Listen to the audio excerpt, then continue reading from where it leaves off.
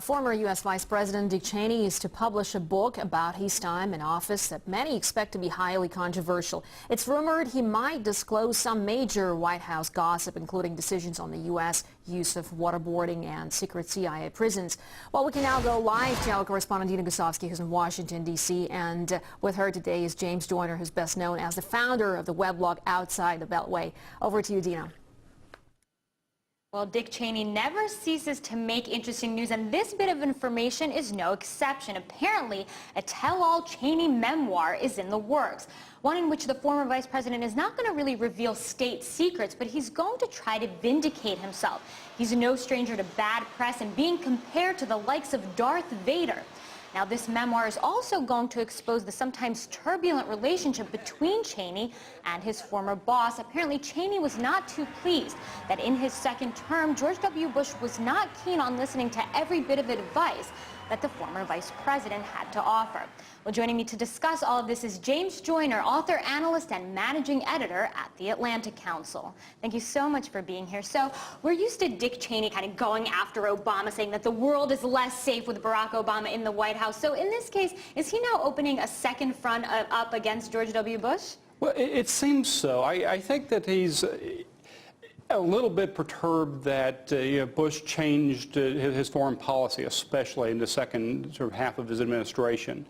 And in Cheney's view, that at least as related by Bart Gellman in the Washington Post this morning, his view is that, well, Bush caved to public pressure and the polls and what he was reading in the press, and he softened and moved away from this really aggressive foreign policy, from waterboarding and detentions and this, if you're not with us, you're against us foreign policy, and moved back into a more traditional foreign policy, one that I argue Barack Obama has largely continued to carry out. And Cheney is, I think, tired of sort of being the whipping boy for all this. I mean, in many circles, Cheney is the guy that's blamed for all of the bad things that happened during the Bush administration.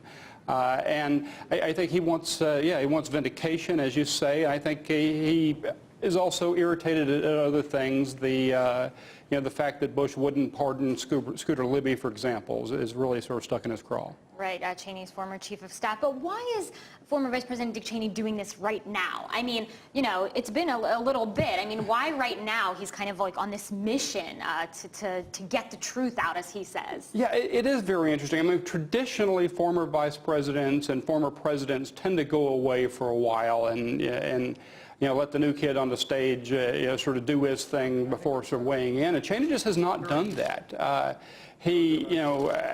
Again, I think he thought that Obama was sort of the main threat to his legacy and to the policy, not just so much Cheney's reputation, but the policies that I think Cheney genuinely believed were good for the country and necessary to protect the security of the country.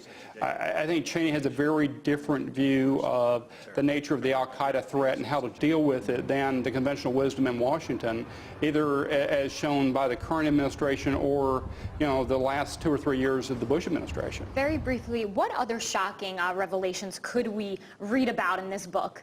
I don't know. Cheney has said that he's not going to give a lot of personal details, so I think we're just going to find more policy disputes. And I think what we're going to find is that Cheney was not as in charge and Bush was not as much of a puppet as previously believed. Well, thank you so much for being here. I think we're all going to be running to the bookstores when this memoir does come out. For now, back to you in Moscow, Marina. All right, Dina, thanks very much indeed. Interesting stuff there. Dina Gosowski reporting from Washington, D.C.